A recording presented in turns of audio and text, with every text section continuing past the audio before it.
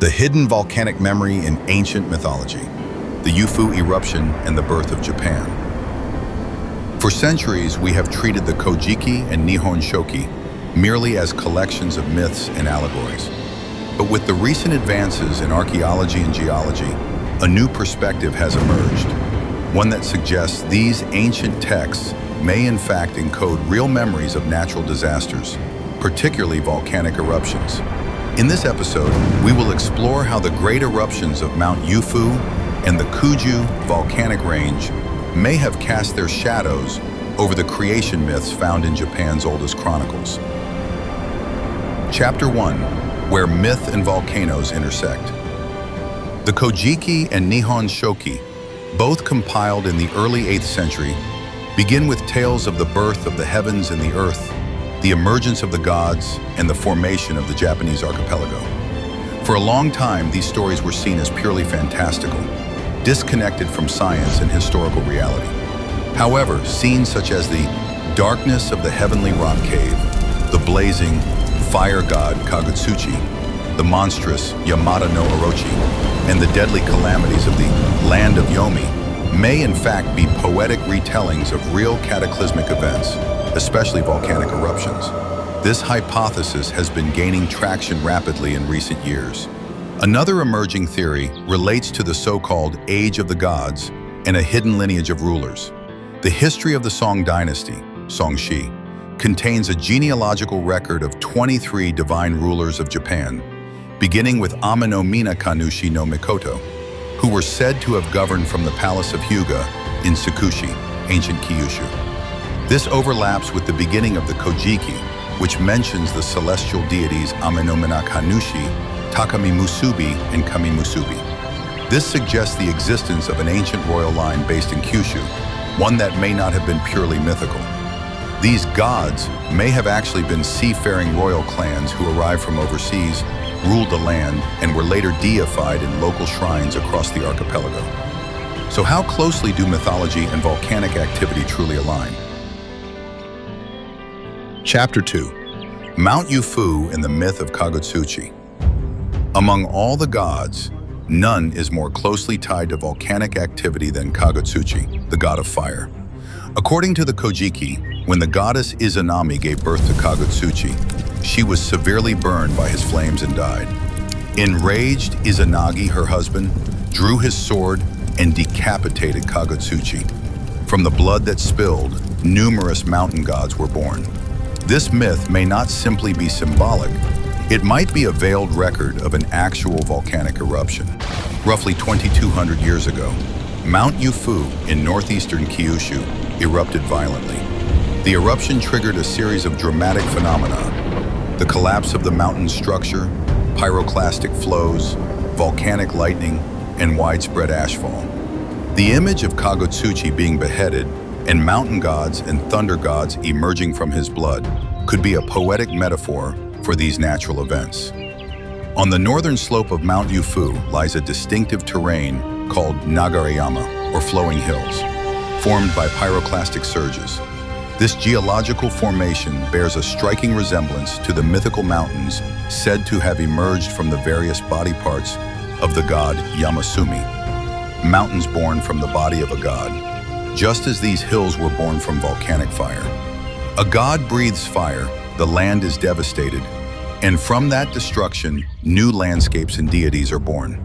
The myth of Kagutsuchi may in fact be an epic of nature, illustrating the cycle of destruction and creation brought about by volcanic forces. And among the people displaced by such eruptions may have been the ancestors of the Mononobe clan and the origins of the ancient Yamato polity itself, rooted not in the Kinki region, but in Kyushu. The god Omononushi, whose name is linguistically linked to the Mononobe, is described in the Kojiki as a deity who shines over the sea as he descends. He is believed to be a maritime immigrant chieftain, a divine ruler who established his base at Mount Hikosan, ancient name Mount Hiko, and who would later be revered as the founding god of the Yamato state. In the region around Mount Hikosan stands Takasu Shrine, dedicated to Toyohiwaki Kunitama no Kami, believed to be a descendant of Omononushi. The shrine is associated with a Tengu faith involving a divine figure who holds a fan made of hawk feathers. This figure shares striking similarities with the Tengu found in Indo-Aryan cosmologies, celestial beings from beyond the seas. As noted in a poem from the Nihon Shoki, Omononushi is the one who shaped the land of Yamato. This suggests that he, not Emperor Jimmu, may have been the true founder of the original Yamato kingdom. The imperial line that began with Jimmu may represent not a continuation, but the beginning of a new dynasty. Chapter 3. The Heavenly Rock Cave and a World in Darkness. Another key myth to examine is that of the Amano Iwato, the Heavenly Rock Cave. According to the myth, when Amaterasu, the sun goddess, became distraught over her brother Susanoo's violent rampage, she hid herself in a cave, plunging the world into darkness. In her absence, disasters spread across the land. The gods, desperate to restore balance, attempted to lure her out using long crowing roosters, sacred bronze mirrors, and Magatama beads. This prolonged darkness and chaos cannot be explained merely as a solar eclipse. The descriptions of famine, plague, violence, and internal conflict suggest a much deeper and sustained societal collapse, possibly triggered by the environmental consequences of a major volcanic eruption. Indeed, the eruption of Mount Yufu, approximately 2,200 years ago, released volcanic ash for months on end. Carried by the westerly winds, the ash reached as far as Shikoku and Honshu. The sunlight would have been dimmed, making agriculture nearly impossible. Such conditions could have led to widespread societal breakdown. The darkness of the cave also marks the beginning of Susanoo's expulsion from the heavenly realm. This suggests a symbolic connection between natural disaster and political upheaval among the gods, a mythological retelling of a historical crisis. Beyond what is written in the Kojiki and Nihon Shoki, there are traces of ancient deities and ironworking cultures rooted deeply in Kyushu. In the town of Soeda in Fukuoka Prefecture, the Nakagenji area and Miyahara gold mine preserve traditions of worshipping Toyoka Hime, Seoritsu Hime, and Hayakitsu Hime, goddesses associated with agriculture and water management. Particularly at Nakagenji, archaeological excavations have uncovered Yayoi period molds and remnants of early smelting furnaces, indicating the presence of ironworking technology. The Miyahara gold mine, where a massive 11-ton lump of iron was discovered, is believed to be one of Japan's earliest centers of metallurgy. This area may have been the heartland of the Susanoo lineage, later deified in myth. Even after the devastation caused by eruptions, the region around Ongagawa was never abandoned. New clans soon moved in, likely due to the strategic importance of Mount Kawardake's mineral wealth. Its third peak was a major source of copper, essential for forging bronze swords and other tools, as well as a variety of other valuable ores. The legend of Yamato no Orochi and the mystery of the Kusanagi sword. The monstrous 8-headed serpent slain by Susanoo, Yamato no Orochi, may not have been a literal creature, but a mythical representation of a human clan, descendants of the Yangtze River civilization who possessed iron weaponry. The sword obtained from Orochi's tail was the Emi no Murakumo no Tsurugi, the cloud-gathering sword, later known as the Kusanagi no Tsurugi. This legendary blade, often interpreted as divine, was in fact likely an early iron sword. Some scholars suggest that Yamato evolved linguistically into Yahata, Hachiman, and that Hachiman, later revered as a war god, may be a cultural descendant of the Orochi tribe, possibly even linked to Murakumo no Makoto. Although the Kusanagi is often associated with Nara, iron swords and bronze spears from the Yayoi period have not been found in that region. Instead, the true origin of this sacred weapon likely lies in the Hikosan area of Fukuoka Prefecture, where early metallurgy flourished. This points to a startling conclusion. The stage of Japan's foundational myths was not in central Honshu, but in Kyushu, where volcanoes, metallurgy, and migrating tribes converged to shape the ancient identity of Yamato. Chapter 4. Volcanic disasters and the disappearance of settlements. The legacy of volcanic disasters also appears clearly in the field of archaeology. One particularly noteworthy finding is the band-like disappearance of settlements from the late Yayoi to early Kofun periods, across areas east of the Yufu and Kyushu volcanoes, regions that include modern-day Shikoku and the Kii Peninsula. This widespread abandonment is believed to have been caused by environmental disruptions, such as volcanic ash, toxic gases, flooding of rivers, and the loss of arable land. Conversely, in the outer zones of the affected regions, new hilltop settlements began to emerge. These elevated communities, built on higher ground, were likely established as refuge settlements, strategically located to avoid volcanic ash deposits. Even more intriguing is the rapid expansion of rice agriculture during this period. Particularly between the 2nd and 3rd centuries BCE, rice cultivation spread at an astonishing pace, reaching as far north as the Tohoku region. In just 150 years, this agricultural frontier expanded by nearly 1,500 kilometers. This phenomenon is believed to have been the result of Yayoi people fleeing northern Kyushu after the catastrophic eruption of Mount Yufu. They likely evacuated by sea along the coast of the Japan Sea, settling in new lands where they introduced wet rice farming. Geography played a key role in the spread of these displaced populations. Mountain ranges that blocked the paths of ash and gas allowed some inland basins to remain relatively unaffected. Thus, people from the Setochi region may have relocated to these safer basins and opened new rice fields, while refugees from northern Kyushu migrated along the Japan seacoast, bringing wet rice agriculture with them. Dynastic shift and the arrival of Izanagi. Around 300 BCE, a group of Yu people from the lower Yangtze River region are believed to have arrived in Japan, forming the basis of the myth of the divine creators, Izanagi and Izanami. According to legend, they used the heavenly jeweled spear to create the first island, Onokoro, often identified with Mount Taga. Archaeological evidence suggests that they established a base at the Tatsuyoshiki site in Koromatsu, Mizumaki town, where they began to cultivate new land. This movement corresponds with the early Yayoi period and the spread of wet rice agriculture, as evidenced by Ongagawa-style pottery. The agricultural practices brought by these immigrants eventually spread as far north as present-day Aomori.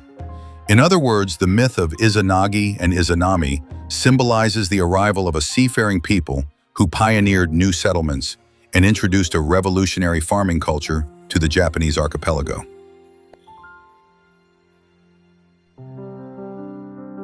Chapter 5.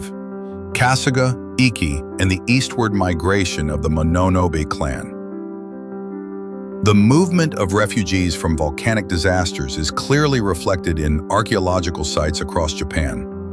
One key example is the Asahi archaeological site in Kasuga City, Aichi Prefecture. This settlement began during the early Yayoi period, around 2,300 to 2,200 years ago, as a small moated village. From its shell mound, archaeologists have unearthed Ongagawa-style pottery, distinctive of northern Kyushu. By the mid-Yayoi period, 2,200 to 2,000 years ago, the site had expanded into a fortified community, complete with deep moats, sharpened wooden stakes, and defensive palisades. In the late Yayoi period, 2,700 years ago, the same site reveals evidence of bronze-working activity, particularly the production of kama-shaped tomoe-style bronze artifacts, a type previously found mostly in northern Kyushu. Meanwhile, on Iki Island, the Harunotsuji archaeological site marks the beginning of permanent Yayoi settlement around 2,200 years ago. By the mid-Yayoi period, it had flourished as a major port for trade and cultural exchange. These settlements provide clear evidence that refugees fleeing volcanic disaster brought new technologies, customs, and culture to their new homelands. The eastward migration of the Mononobe clan appears to be part of this same pattern. Originally based in northern Kyushu, the Mononobe likely relocated to the Kinki region, specifically Kawachi and Yamato, in response to volcanic devastation and social unrest. Their migration corresponds with the later myths of the Jinmu Eastern Expedition and the suppressed traditions surrounding the deity Nigihayahi. Emperor Jinmu and the enigma of the 8 missing reigns. According to the history of the Song dynasty, Songshi, Emperor Jingū was the fourth son of Prince Hiko, Nagi no Mikoto, a royal figure based in Tsukushi, northern Kyushu. He is said to have established the Yamato court after moving the capital to Kashihara. However, this narrative conceals a deeper history.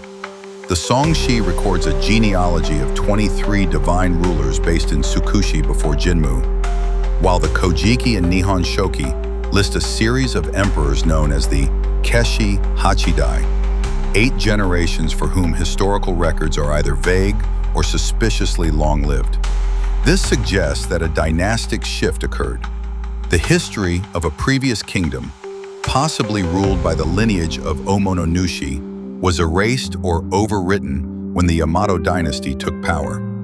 In this light, the country of Yamato did not begin with Jingū. It began with the collapse of the old kingdom of Wa.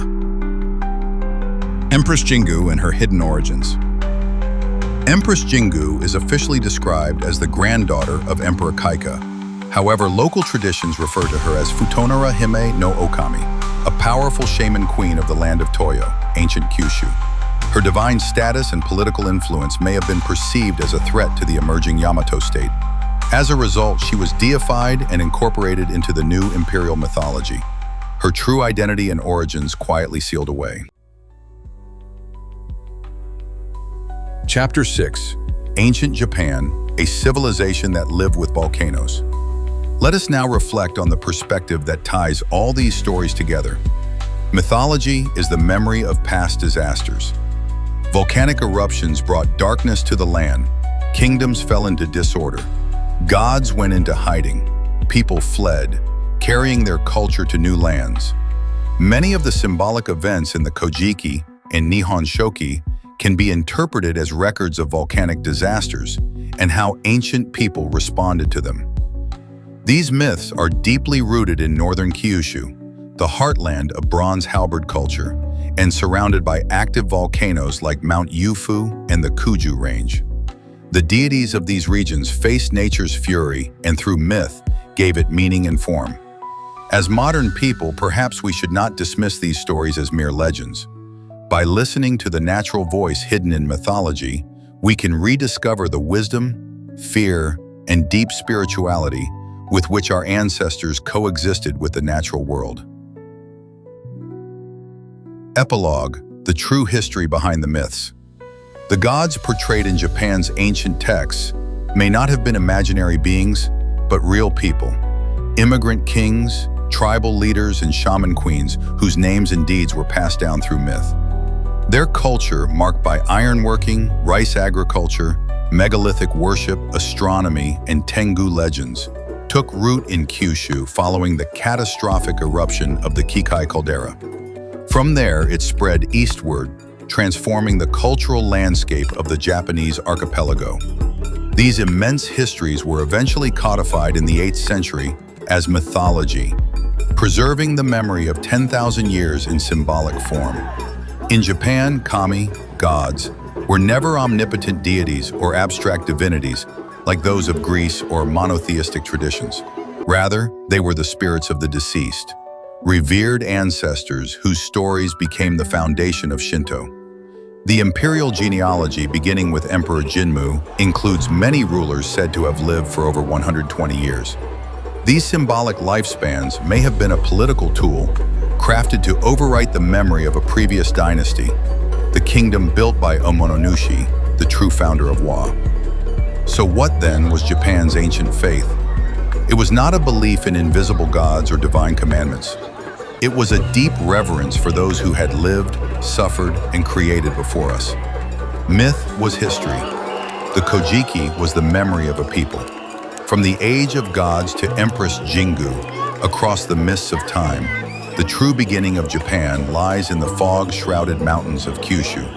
And there, even now, a forgotten story waits quietly to be rediscovered. Thank you for joining us on this journey. If this story stirred something within you, we invite you to subscribe, share your thoughts, and walk with us as we continue to uncover hidden threads in the fabric of human history.